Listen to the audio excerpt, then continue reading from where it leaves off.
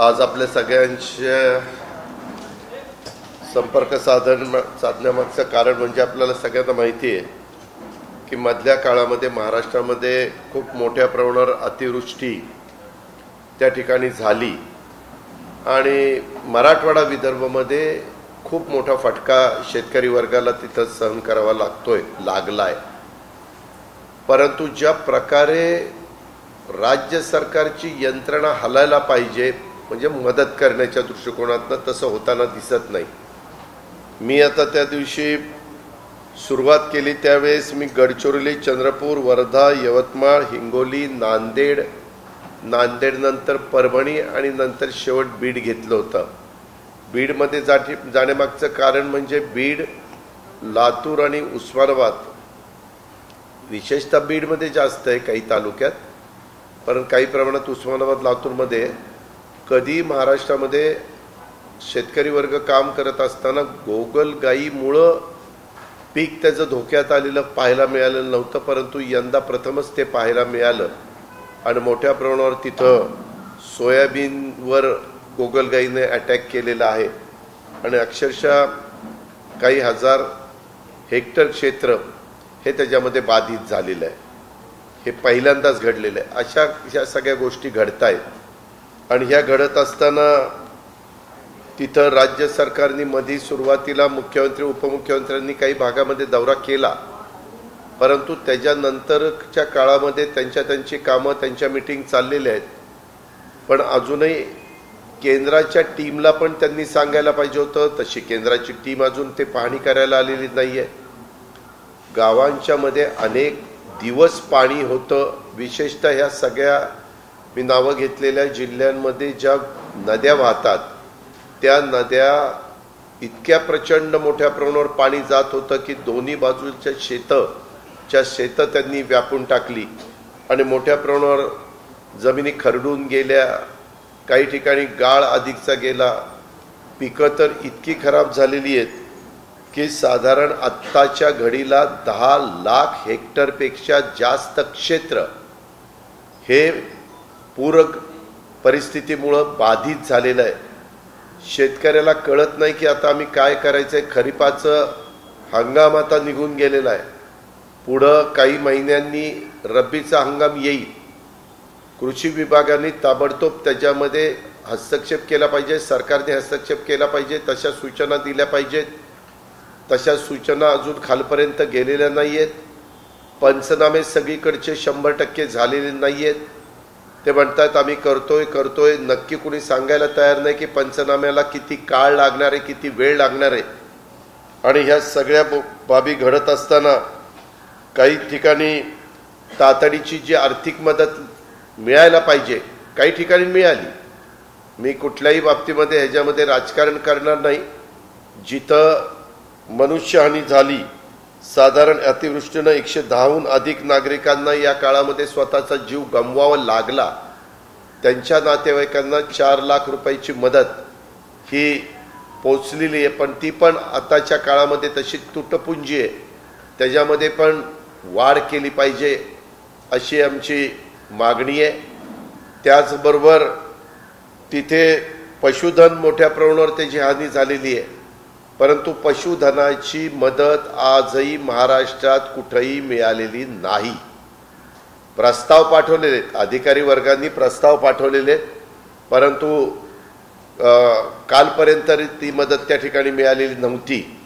ती मदत तातडीनं मिळवून देण्याच्या करता राज्याच्या मुख्यमंत्री उपमुख्यमंत्र्यांनी पावलं उचलली पाहिजेत। खूप मोठ्या भागामध्ये गावं लोकांची घरं पाण्याखाली गेल्याच्या घटना घडल्यात आणि घरं कोसळलीत, काहींच्या भिंती पडझड झालेल्या आहेत, भिंतींना ओलावा आलेला आहे आणि घरातल्या धान्याचं, कपड्यांचं, वस्तूंचं अतोनात नुकसान झालेलं आहे। दुकानात ज्यांची दुकानं खाली होती तिथं पाणी गेलं, तिथल्याही सामानाचं नुकसान झालेलं आहे आणि या संकटातून सर्वसामान्य माणसाला पुन्हा उभं करायचं मोठं आव्हान सरकारच्या पुढे आहे। त्याकरता सरकारने तातडीनं तिथं लक्ष दिलं पाहिजे। आज तुम्ही आता पाहताय की एकंदरीतच जवळपास राज्याच्या मुख्यमंत्री उपमुख्यमंत्र्यांचा शपथविधी होऊन 1 महिना उलटलेला आहे. पत्रकार मित्रांनो, अजूनही मंत्रिमंडळाची विस्तारवाढ होत नाहीये. कशामध्ये अडकलेलं आहे ते कळायला मार्ग नाहीये.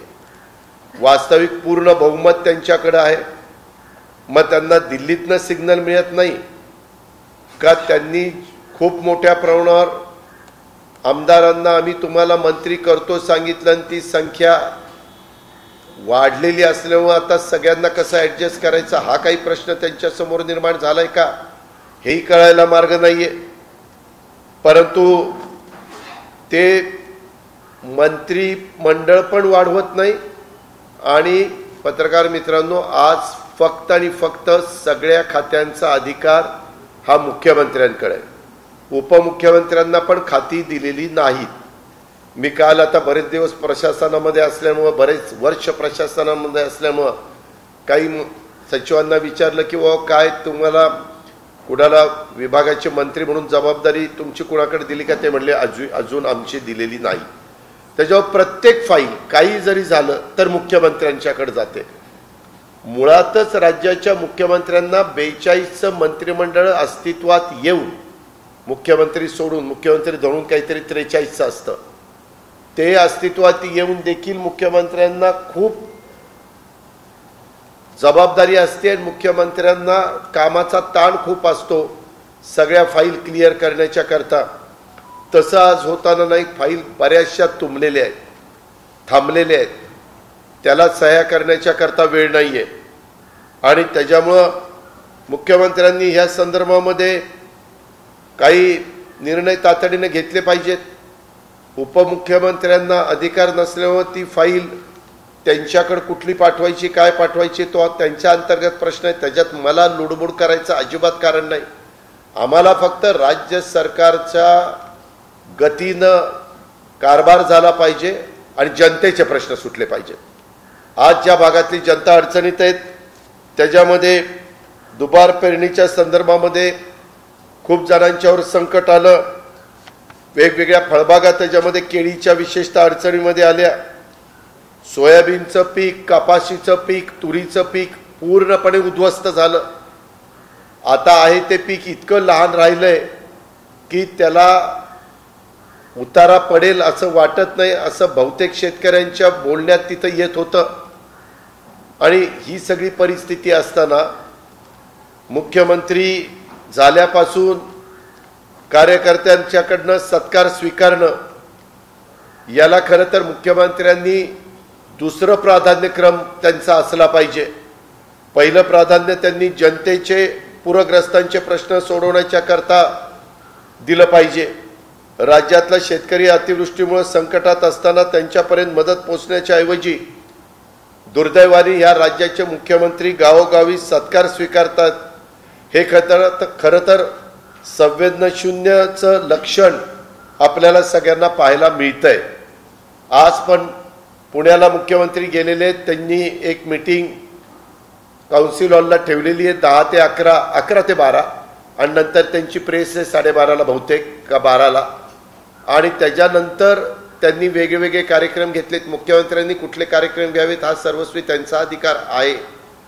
पण एकंदरीत जर आपण बघितलं, नाशिक असेल किंवा औरंगाबाद असेल किंवा इतर वेगवेगळ्या भागामध्ये ते गेले, तो परिसर असेल, त्याच्यामध्ये मिरवणुका, सत्कार, खरं तर पत्रकार मित्रांनो 10 वाजल्यानंतर मुख्यमंत्री असू किंवा कुणी व्यक्ती असू माईक बंद करायचा असतो.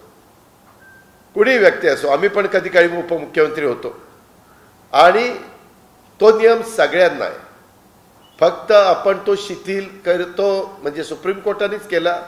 मला वाटतं गणपतीच्या काळामध्ये 2-3 दिवस, शिवजयंतीच्या दिवशी, बाबासाहेब आंबेडकर जयंतीच्या दिवशी, असं काही महत्त्वाच्या, सगळ्याच गोष्टी महत्त्वाच्या असतात, पण त्यातल्या त्यात काही दिवसांच्या करता 8 का 15 दिवसाच्या करता मुभा दिलेली. काही कुणी पाळत नाही. आता जे राज्याचे प्रमुख आहेत तेच नियम तोडतात. तिथला सीपी करणार काय? तिथला एसपी करणार काय? कुणाला सांगणार? एसपींना आणि सीपींना आदेश देणारेच जर नियम तोडायला लागले, कायदे मोडायला लागले, घटना पायदळी तुडवायला लागल्या, तर हे बरोबर नाही. हे महाराष्ट्राच्या इतिहासामध्ये कधी कुणी बघितलं नव्हतं. मुख्यमंत्र्यांनी आवर घातला पाहिजे या गोष्टीला. त्यांच्या उत्साही कार्यकर्त्यांना सांगितलं पाहिजे, बाबांनो 10 वाजलेत, आता आपण नियमाचं पालन करून वागलं पाहिजे. परंतु तसं होताना दिसत नाही. ठीक आहे, उत्साह असतो, परंतु तो उत्साह दुसऱ्याला त्रास होणार नाही याबद्दल तरी खबरदारी घेतली पाहिजे. पण तसं होताना दिसत नाही. ही पण गोष्ट राज्यांनी लक्षामध्ये घेतली पाहिजे आणि मुख्यमंत्र्यांनी ह्या गोष्टीची नोंद पण घेतली पाहिजे. उपमुख्यमंत्र्यांच्या 10च्या पुढे काही कार्यक्रम पाहिलेले किंवा लाऊडस्पीकर चालू असलेला मी काही बघितलेला नाही. त्याच्यामुळं मी त्याच्याबद्दल जास्त काही बोलू इच्छित नाही. पण एकंदरीतच मोठ्या प्रमाणावर प्रचंड नुकसान झालेलं आहे. कदाचित अजून इतर व्यापामध्ये मुख्यमंत्री अडकलेले असल्यामुळे इतर ठिकाणी ते फिरतायत, इतर मान्यवरांना जाऊन गाठीभेटी घेत आहेत, त्यांचा आशीर्वाद घेत आहेत, त्यांचं दर्शन घेत आहेत. त्यांनी कुणाचं दर्शन घ्यावं हे मला काही बोलायचं कारण नाही. परंतु त्याच्या आधी आपल्या महाराष्ट्राचं आपण प्रतिनिधित्व करता, 13 कोटी जनतेचं प्रतिनिधित्व करता, त्याच्यामध्ये खूप मोठी जनता, शेतकरी, शेतमजूर हा त्या अतिवृष्टीमध्ये बाधित झालेला आहे, पूरग्रस्त भागामध्ये बाधित झालेला आहे. त्याचा संसार संपूर्ण उघड्यावर आलेला आहे आणि ते काम करण्याच्या करता पालकमंत्र्यांची पण तुम्ही नेमणूक करत नाही. त्याच्यामध्ये सरकारच्या मध्ये जे काही दुवा ठेवायचा असतो तो दुवा त्यांनी ठेवला जात नाही. अशा अनेक प्रकारच्या अडचणी सध्या आपल्याला सगळ्यांना पाहायला मिळत आहेत. मला तर ह्या अतिवृष्टी आणि पूरग्रस्तांच्या दौऱ्याच्या वेळेस वेगवेगळ्या प्रकारच्या इतर पण गोष्टी, बाबी निदर्शनास आल्या. तिथले लोकप्रतिनिधींनी, तिथल्या शेतकऱ्यांनी, तिथल्या शेतमजुरांनी निवेदन वगैरे दिली, कार्यकर्त्यांनी दिली. त्याच्यामध्ये महाविकास आघाडीच्या काळात मंजूर झालेल्या जलजीवन मिशन योजनेअंतर्गत नळ पाणी पुरवठा योजनांची निविदा प्रक्रिया पूर्ण झाली असून अद्याप वर्क ऑर्डर दिली जात नाही. वन हक्काचे दावे प्रांताधिकाऱ्यांच्या स्तरावर प्रलंबित आहेत. ते मदत वाटपात अडचणी त्याच्यामुळे येत आहेत. काही भागामध्ये कामं 80% पूर्ण झालीत, परंतु पुढची कामं तशीच रेंगाळलेली आहेत. 35-40 वर्षापासून वन विभागाकडे प्रलंबित असणारे काही गोष्टी, तळे, वनतळे हे विकसित करण्याच्या बद्दलचे प्रश्न आहेत.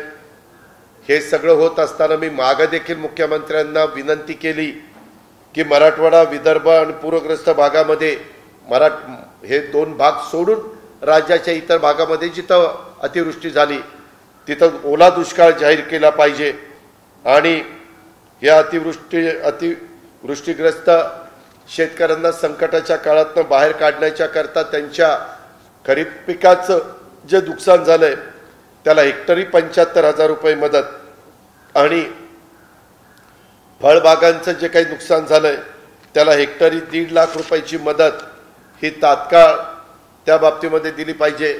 विम्याचाही प्रश्न आलेला आहे, पीक विम्याचा. त्याच्यात पण अजून लक्ष सरकारकडनं जे जायला पाहिजे ते गेलेलं नाही. त्याच्यामुळे पीक विम्याच्याही बद्दल काय होणार आहे ते शेतकऱ्यांना कळायला मार्ग नाहीये.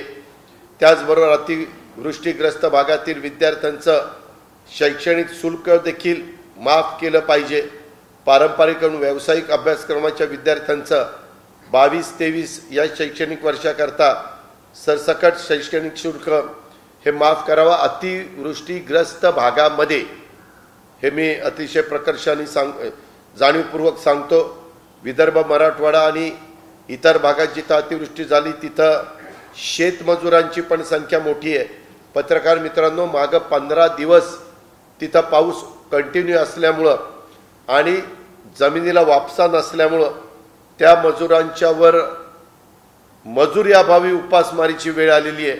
त्याच्यामुळे त्या शेतकऱ्यांना सुद्धा जसं करोनाच्या काळामध्ये आपण त्यांना 1 महिन्याचं 2 महिन्याचं हे धान्य दिलेलं होतं तशा पद्धतीनं त्यांना आता त्यांचा जेवण होण्याच्या करता, त्यांचं कुटुंब चालवण्याच्या करता त्यांना धान्य दिलं पाहिजे आणि सरकारने ताबडतोब ह्या शेतमजुरांना एक रकमी काही मदत देखील जाहीर केली पाहिजे. सकारात्मक भूमिका सरकारने याबद्दल घेतली पाहिजे आणि या सर्व विषयाच्या बाबत सरकारने गांभीर्याने साकल्याने विचार केला पाहिजे आणि अतिवृष्टीमुळे अडचणीत असलेला शेतकरी, शेतमजूर यांना दिलासा देण्याच्या करता तात्काळ कारवाई ही मुख्यमंत्री महोदयांनी, उपमुख्यमंत्री महोदयांनी त्या ठिकाणी केली पाहिजे. राज्यातल्या वेगवेगळ्या भागातल्या विकास कामाला स्थगिती दिलेली असल्यामुळं विविध लोकप्रतिनिधी आणि सामान्य नागरिकांच्या मध्ये एक प्रचंड असंतोष, राग, चीड ही निर्माण झालेली आहे.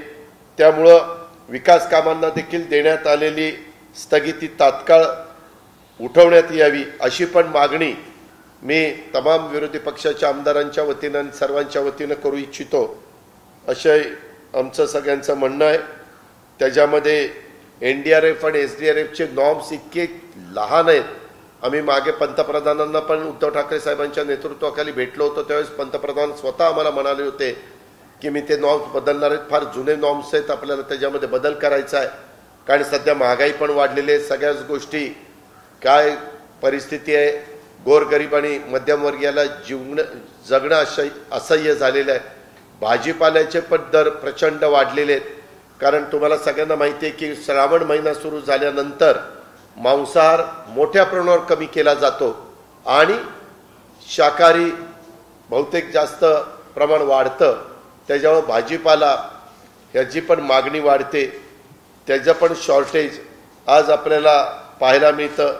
त्याबद्दल पण सरकार काय पावलं उचलणार आहे, काय निर्णय घेणार आहे, काय अंमलबजावणी करणार आहे ते सांगायला त्या बाबतीमध्ये कुणी तयार नाही आहे. आणि म्हणून ह्या सगळ्या गोष्टीचा विचार करून विदर्भ व मराठवाड्यामध्ये अतिवृष्टी व पुरामुळे झालेल्या नुकसानीसाठी आर्थिक मदत करणं आणि इतर बाबींचं पत्र मी आज 2 ऑगस्टला, मुख्यमंत्री आज करत नाही आहेत, ते आज खूप उशिरा पुण्यावरून येतील, परंतु आता आजच्या ऐवजी उद्या देतो, नाही तर आजच मी त्यांना पत्र देणार होतो. मला असं वाटलं होतं की साधारण सोमवार, मंगळवार, बुधवार ते मुंबईमध्ये असतील, कारण बुधवारी कॅबिनेट असती. 2 लोकांची कॅबिनेट किती महत्त्वाची कॅबिनेट आहे, त्याच्यावर ती उद्या राहीलच आणि आज पण थांबतील, परंतु उद्या त्यांना भेटून ते पत्र देईल. मी काय पत्र दिलेलं आहे ते मी मीडियाच्या पुढं पण देणार आहे की त्याच्या निमित्तानं महाराष्ट्रातल्या पण जनतेला हे कळावं, जो काही आम्ही दौरा केलेला होता त्याच्या संदर्भामध्ये.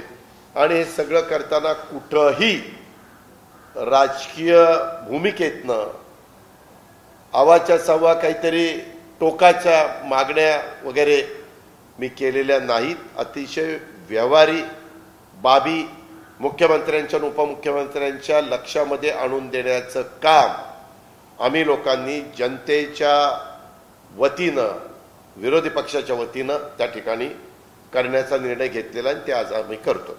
आपल्याला काय विचारायचं असेल तर विचार.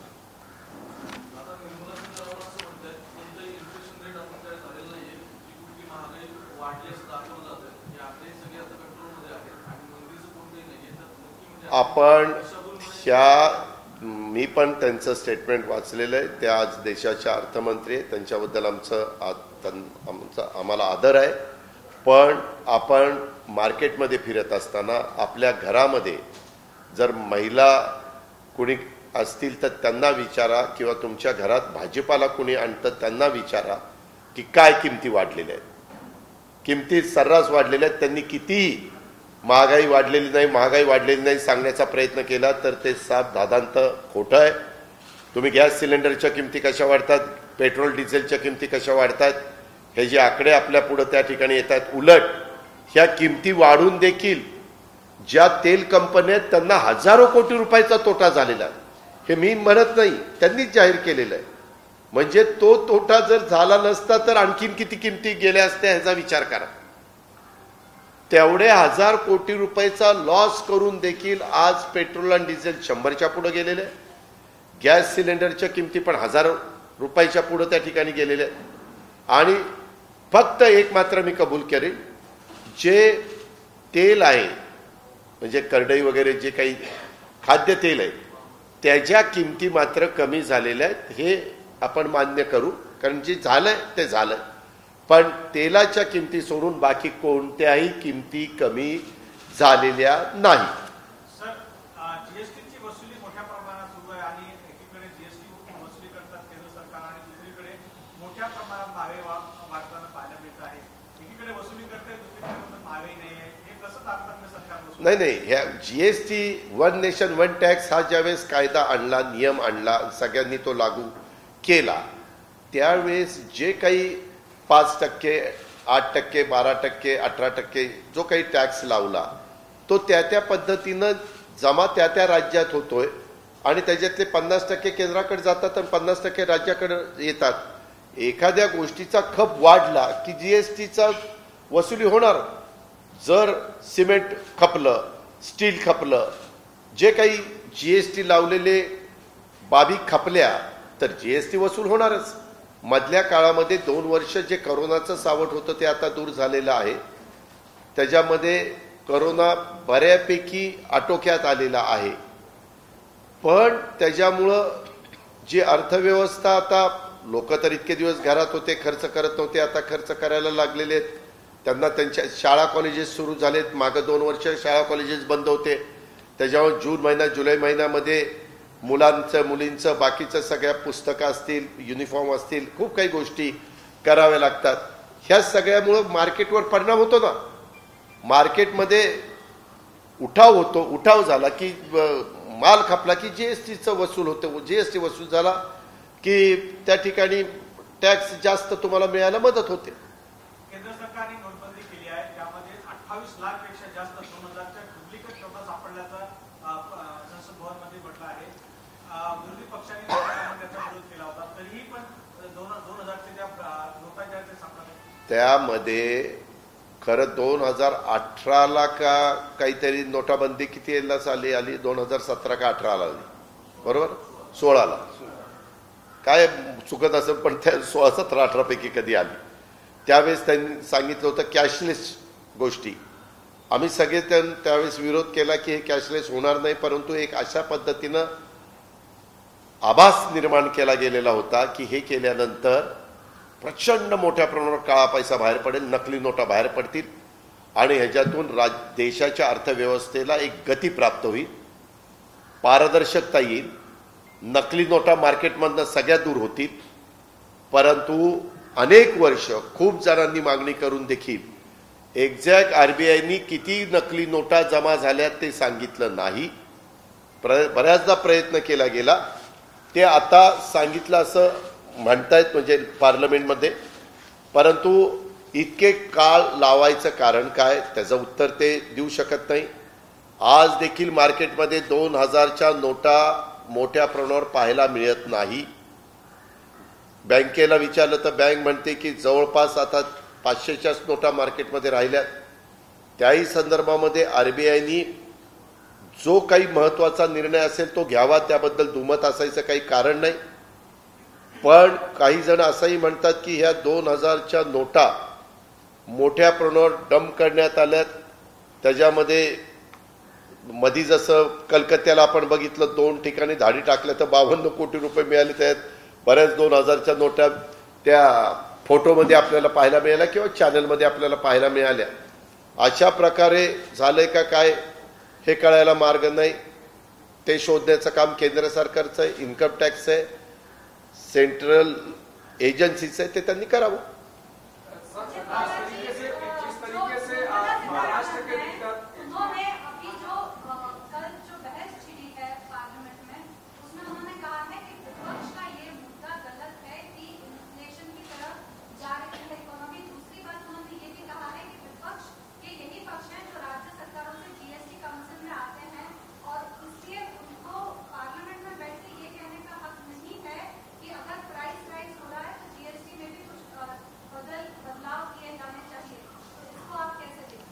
जीएसटी के बारे में अलग अलग स्टेट के जो जीएसटी काउंसिल रहती है उसमें सब फाइनेंस मिनिस्टर उसके मेंबर रहते हैं और चीफ रहते हैं सेंट्रल के फाइनेंस मिनिस्टर. तो उसमें मेजॉरिटी देश में स्टेट्स बीजेपी के पीछे है, बीजेपी के है, उनके ही है, उनके जो उनकी युति रहती है एनडीए के जो पार्टीज है उनके है, तो उसमें तो मेजॉरिटी के कारण वही डिसीजन लेते हैं। खाली कोरोना के वक्त हमारी जब मीटिंग होती थी वीसी पे होती थी जीएसटी काउंसिल की, तब कुछ समय के लिए जीएसटी समझो एम्बुलेंस के ऊपर, दवाइयों के ऊपर, ये हमने कम करने की मांग की थी और सबने ये मुद्दा उठाया, तो तब उन्होंने सुना था। लेकिन बाकी बारे में खाली कहने के लिए जीएसटी काउंसिल है, मेजॉरिटी उनके पास है, इसीलिए वो सबका सुनते हैं, लेकिन उनकी जो पॉलिसी फाइनल उनका डिसीजन होता है वही वो बताते हैं और खत्म करते हैं। हाँ,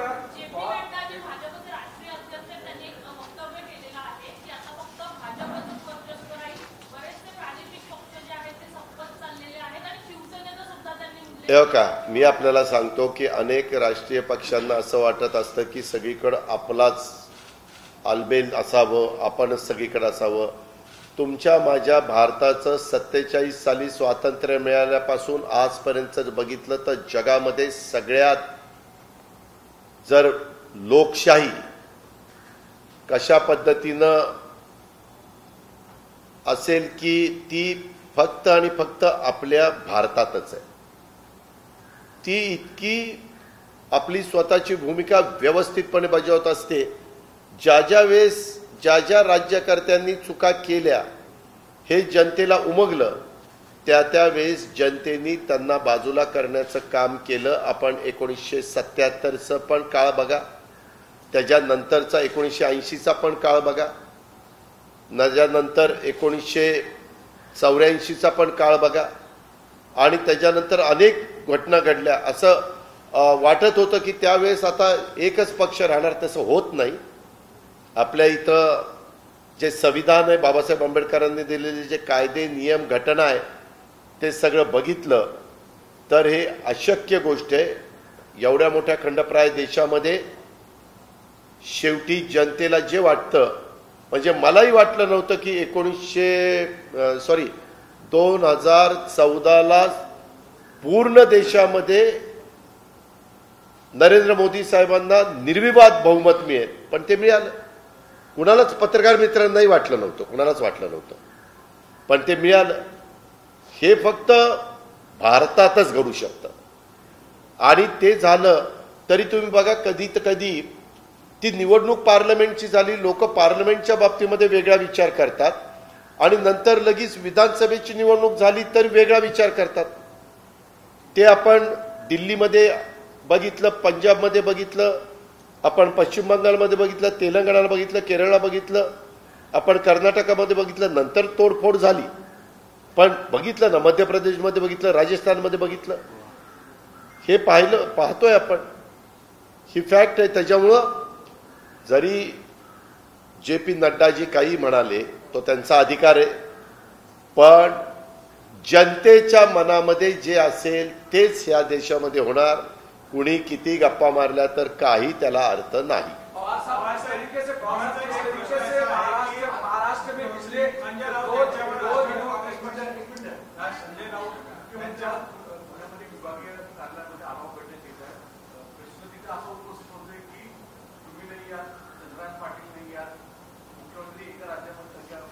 का सहसा तुम्हाला सगळ्यांना माहिती की सोमवार, मंगळवार, बुधवार बहुतेक जर मुंबईमध्ये राहतात, कारण मंगळवार बुधवार ह्या आमदार लोकांच्या सगळ्यांच्या समित्या, त्या कमिट्या असतात, सगळेजण मंत्रालयातली कामं वगैरे करण्याच्या करता येतात। आपण सहसा तो मुख्यमंत्र्यांचा अधिकारी कधी बैठक घ्यावी, पण सहसा बैठका गुरुवार, शुक्रवार, शनिवार, रविवारच्या काळामध्ये घेतल्या जातात। आता मला पण काल कळालं किंवा मुख्यमंत्र्यांनी बैठक घेतलेली आणि ती 11 वाजता काहीतरी आज आहे। मात्र आज तुमच्याशी पण बोलायचं होतं, मग तिथे पण माझं रद्द झालं असतं. आज मी पार्टीला पण वेळ दिलेला होता, म्हणजे मागे गुरुवार द्यायचं होतं, तसं मंगळवारी हेमंतराव शिवाजीराव सगळ्यांनी सांगितलं की इकडं एक दिवस अर्धा दिवस देत चला, त्याच्यामुळे मला इकडे यायचं होतं म्हणून मी नाही. आणि ही ती मिटिंग आहे ना, ती नावाला मिटिंग असते.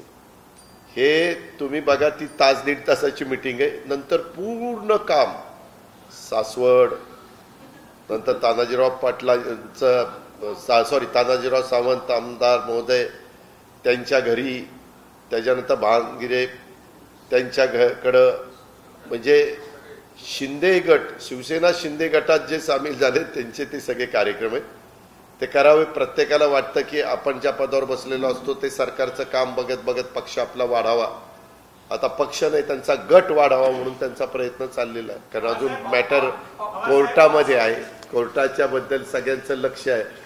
आणि काही जण असंही म्हणतात, हे किती काही म्हणू देत ती दोघं जण, पण काही जण म्हणतात की कोर्टाचा निकाल लागेपर्यंत मंत्रिमंडळाचा विस्तार करायचा नाही, असं अंतर्गत ठरलंय, असं बोललं जातं. आता खरं कुठं त्यांना माहिती. एक एक एक एक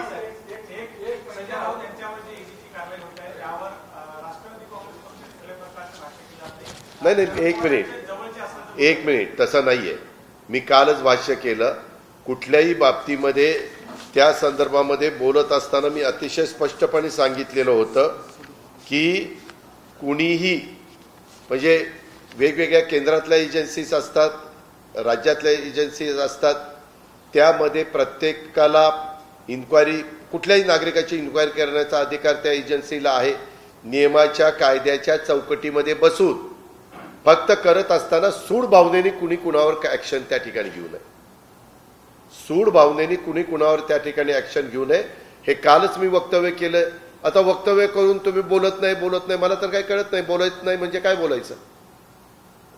मंत्रिमंडल का विस्तार 1 महीने होने के बाद भी नहीं हो रहा है. आप लगातार दौरा कर रहे हैं. महाराष्ट्र के अंदर जो परिस्थिति है, आपको कैसा लगता है? और खासकर आप लेटर लेकर जाने वाले हैं मुख्यमंत्री को?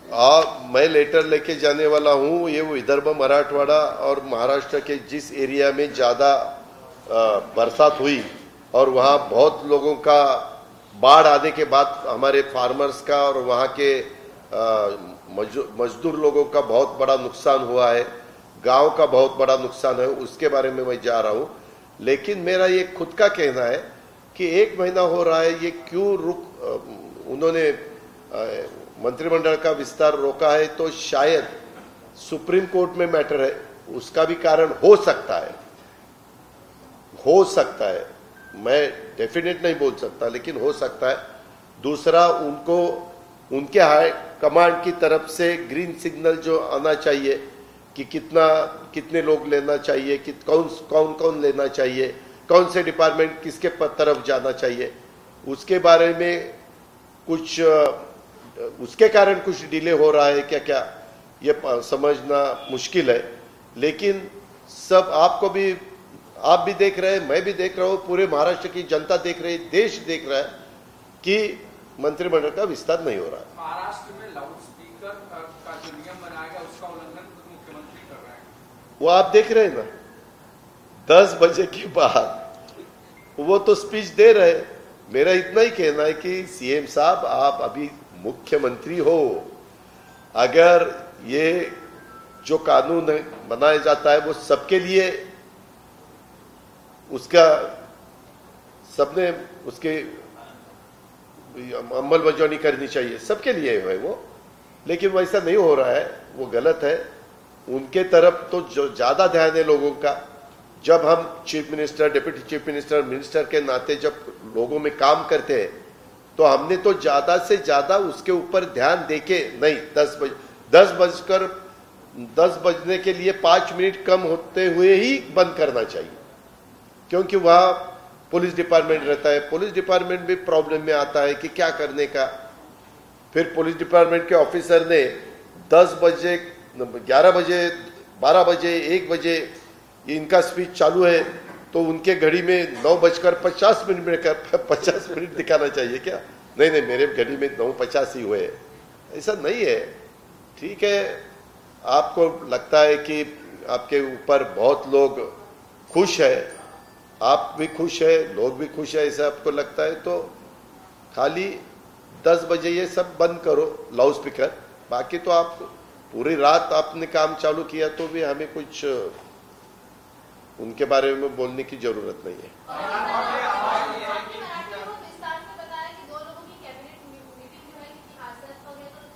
मैंने हास्यास्पद नहीं बताई, मैंने बताई इतने बड़े 2 लोगों की कैबिनेट चलती है महाराष्ट्र के लोगों का ये विषय लेने के लिए, ऐसा मैंने बताया।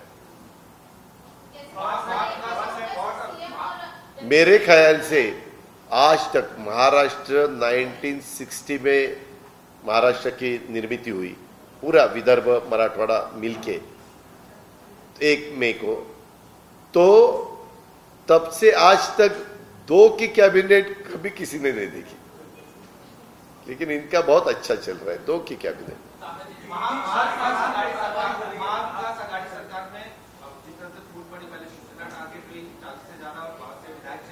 अब कांग्रेस के 8 विधायकों को भी नोटिस दी गई उनकी पार्टी के अंतर्गत, लेकिन ऐसा नहीं लग रहा कि महाविकास आघाड़ी में जिस तरह से विधायकों की दूरियां बनती जा रही है तो उसका कहीं ना कहीं असर अपोजिशन कमजोर होता हुआ नजर आ रहा, लगातार कांग्रेस पे बीजेपी के नहीं, उनके पार्टी में अभी कांग्रेस पार्टी के अंदर जो भी है उसके बारे में क्या डिसीजन लेना है वो उनका अधिकार है, हम उसके बारे में बोल नहीं सकते। हमारे राष्ट्रवादी कांग्रेस पार्टी में पार्टी ने अगर हमारे विधायकों के बारे में कोई डिसीजन लिया तो वो पार्टी का अधिकार है, वो पूरा उनके हाथ में रहता ही है।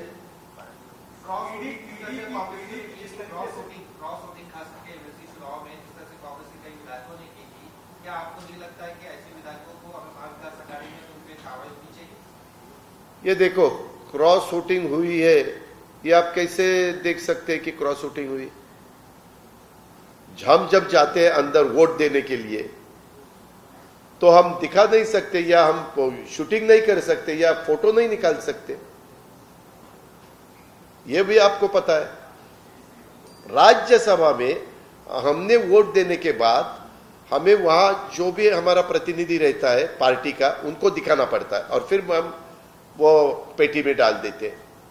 तो वो तो सबने देखा है, कांग्रेस के विधायकों का वोट कांग्रेस के प्रतिनिधि ने देखा है, एनसीपी का हमारे प्रतिनिधि देखा है, बीजेपी शिवसेना, खाली इंडिपेंडेंट को वोट दिखाने का अधिकार नहीं था तो उन्होंने नहीं दिखा है। ईडी की कार्रवाई किस तरीके से हो रही है? संजय राउत पर हुई और आज अब किरीट सोमैया का एक पत्र फिर जारी हुआ है कि अब अनिल परब अगला टारगेट होंगे और उसके बाद उसके बारे में मुझे कुछ ज्यादा बोलने का ही नहीं, नो कॉमेंट्स।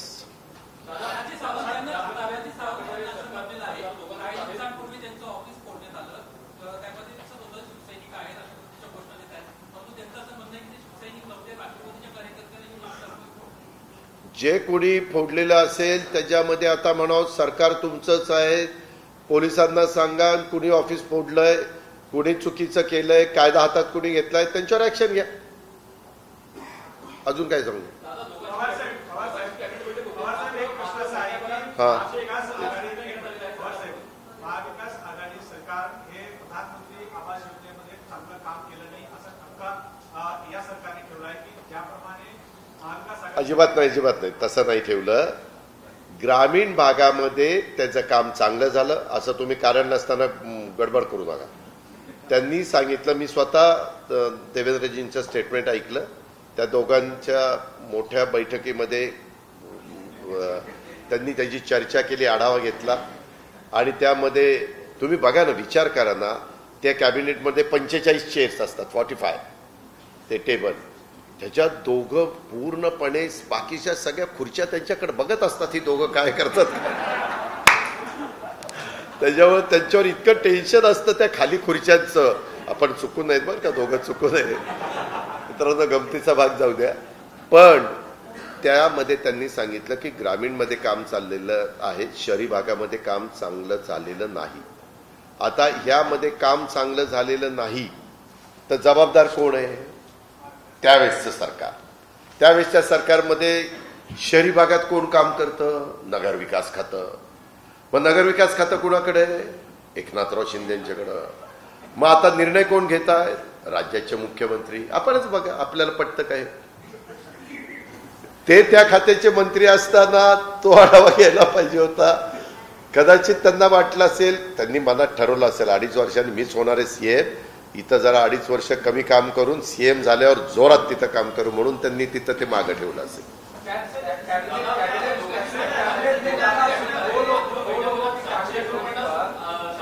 कुणीतरी एखादी विचार मी प्रश्न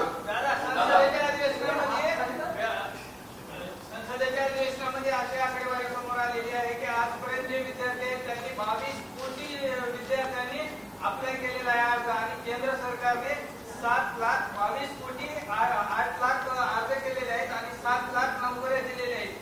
तर त्याच्याबद्दल आपल्याला काय वाटतं? नाही, तुम्ही एक विचार करा. सातत्याने यांनी सांगितलेलं होतं की आम्ही अच्छे दिन आने वाले, ज्यादा से ज्यादा नोकऱ्या उपलब्ध करने वाले है. तसं होतच नाही. 2 वर्ष कोरोनात गेले. आम्ही तेच सांगतोय की बेरोजगारी वाढतीये, बेकारी वाढतीये, हे तर आम्ही सातत्याने सांगतोय. बेरोजगारी वाढणं, बेकारी वाढणं, इन्व्हेस्टमेंट न होणं, लोकांना रोजगार न मिळणं, हे सगळं पॉलिसीमध्ये कुठंतरी कमतरता असण्याचीच गोष्ट आहे. हे अपयशच आहे ना. आता हे अपयशाची जबाबदारी कुणीतरी उचलली पाहिजे. जे जबाबदार असतील त्यांनी उचलावी.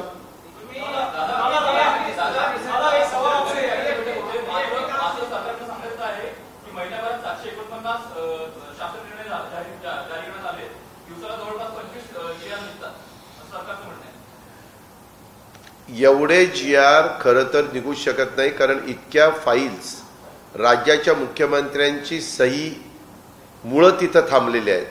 कारण आज मंत्रिमंडळात खातेवाटप झालेलंच नाहीये.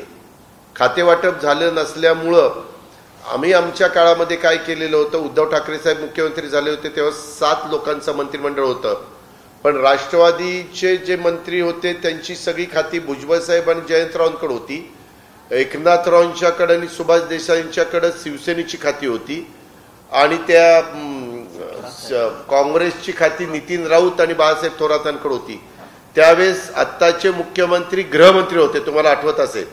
गृहमंत्री ते होते, कारण गृहमंत्री गृह खातं आणि नगरविकास खातं ह्या दोन्हीतलं कुठलं खातं राष्ट्रवादीला द्यायचं ते तोपर्यंत ठरलं नव्हतं. आणि मग सेकंडचा शपथविधी आमचा झाल्यानंतर त्यांनी गृह आम्हाला दिलं आणि नगरविकास त्यांच्याकडे ठेवलं, असं ते झालेलं होतं. त्याच्यामुळं हे जे काही GR वगैरे ते असतील ते निघण्याच्या करता आता खरं तर काही GR निघालेले मंत्रिमंडळामध्ये जे निर्णय ते घेतात त्याच्या संदर्भातले GR काढण्याच्या करता त्या दोघांना अडचण त्या ठिकाणी येत नाही, कारण तिथंच बसून फाईल आली की एकाने सही करायची की दुसऱ्याने सही करायची, त्याला वेळ लागत नाही. आणि तिथं CS असलं की CSनी म्हणजे एकाच वेळेस 3 सह्या होतात. त्याच्यावर लवकर उरकलं पाहिजे, परंतु त्याची जी प्रकारची अंमलबजावणी व्हायला पाहिजे दुर्दैवाने ती होत नाही. म्हणूनच राज्यातला कारभार हा रखडलेला आहे. हे जे काही आम्ही ग्रामीण भागात जातोय तिथं मुख्यमंत्र्यांच्या लक्षात येईना की किती अडचणीमध्ये तो शेतकरी सापडलेला. अक्षरशः शेतकरी तिथं आत्महत्या करतात. मी त्या नांदेडमध्ये गेलो होतो, नांदेडच्या माहूर तालुक्यामध्ये. त्या माहूरमध्ये तिथं मला एका शेतकऱ्यांनी आत्महत्या केलेली विजय पूजाराम शेळके, वय वर्ष 42, पाचोंदा, माहूर, जिल्हा नांदेड, या शेतकऱ्याने अतिवृष्टी व पूर संकटामुळे आत्महत्या केली असा प्राथमिक अंदाज आहे. आणि त्याची बायको आणि त्याचा लहान मूल म्हणजे तिच्या कडेवर होतं. ते बायको म्हणाली की माझा नवरा सारखा म्हणत होता की आता हे सगळं आपलं उद्ध्वस्त झालं, कसं आपलं कर्ज फिटणार, कसं आपल्याला आता कोण मदत करणार, या विवंचनेमध्ये त्यांनी आत्महत्या केली. मग मुख्यमंत्री महोदयांना हे दिसत नाही? हे मी उदाहरण खात दिलेलं. एवढ्यावरच नाही थांबलेलं, अशा खूप आत्महत्या आपल्या महाराष्ट्रामध्ये होत आहेत आणि झालेल्या आहेत. पूरग्रस्त परिस्थिती झाल्यानंतर, पाऊस अतिशय पडल्यानंतर. आणि म्हणूनच राज्याच्या मुख्यमंत्र्यांनी इकडं पहिल्यांदा लक्ष द्यावं. त्या आत्महत्या करत असणाऱ्या त्या शेतकऱ्याला आत्महत्यापासून परावृत्त करावं. त्यांचे संसार उघडे पडतायत, आया बहिणी त्या ठिकाणी विधवा होत आहेत, ह्या गोष्टीचा विचार त्या ठिकाणी करावा. हे का विजय पुंजाराम शेळके राहणार पाचुंदा, तालुका माहूर, अंदाजे वय 40 वर्ष, मृत्यू विष पिऊन त्याने मृत्यू त्याचा झाला सकाळी 11 वाजता 29 तारखेला. सख्या भावाच्या नावाने त्याची शेती आहे आणि तो शेती ती सख्या भावाची करत होता. म्हणजे काही काही वेळेस नाही का, म्हणजे एकत्र असेल तर ते भावाच्या नावाने किंवा वडिलांच्या नावाने शेती असते, त्यांच्या नावाने नसते. त्याच्या वैयक्तिक नावाने शेती नव्हती, पण त्याच्या पत्नीने मला सांगितलं की आमच्या शेतामध्ये पीक पार सगळं उद्ध्वस्त झालं. कदाचित दिराची शेती म्हणजे त्यांची शेती म्हणजे भावाभावाची एकत्र असेल अशा पद्धतीनं झालं. म्हणून माझं म्हणणं आहे की मुख्यमंत्री महोदय, आता 1 महिना झाला तुम्ही अधिवेशन पण बोलवत नाही. काल मी राहुल नार्वेकर साहेबांना, विधानसभेच्या अध्यक्षांना भेटलो. मला उपमुख्यमंत्र्यांनी सांगितलं की तुम्ही त्यांना भेटून साधारण तारखा कुठल्या तुम्हाला सोयीच्या वाटतात. आम्ही म्हटलं तुम्ही म्हणाल त्या तारखा आम्हाला सोयीच्या आहेत. आणि काल राहुलजींच्या बरोबर मला वाटतं लोकमान्य टिळकांची पुण्यतिथी होती, तिथं हार घातल्यानंतर आम्ही दोघं बसलो होतो. तर आमची मागणी आहे विरोधी पक्षाची, मी तर त्या दिवशी पण केली, आज पण तुमच्या देखत करतोय की ताबडतोब तिथं पावसाळी अधिवेशन बोलवा. जुनं सरकार असतं तर 18 तारखेला झालं असतं. हे म्हणले आता आम्ही 25 तारखेला घेतो. 25 तारखेच्या नंतर काल 1 तारीख होती, काहींना वाटलं की 1 तारखेला घेतील. आता काही म्हणतात 8 तारखेला घेतील. तारीख पे तारीख काहीच होईना. पावसाळी अधिवेशन पण होईना, मंत्रिमंडळाची विस्तारवाढ पण होईना आणि खातेवाटप पण होईना. आता एकनाथरावांच्या बरोबर गेलेल्या 40 लोकांनी विचार करा, बरं गेलेत नेमके 40च. आता काय म्हणावं त्यांना? त्या 40 लोकांनी विचार करावा की आता ह्यांचं एकट्याचं भागले आपल्याला वाऱ्यावर सोडलं का काय कुणास ठाऊक. आता हे म्हणल्यानंतर लगेच त्यांचे प्रवक्ते बोलायला लागतील, दादा असं बोलतात, दादा तसं बोलतात. पण दादा खरं बोलतात असं मला दीपक केसरकरांना सांगायचं. आमचाच एकेकाळचा सहकारी.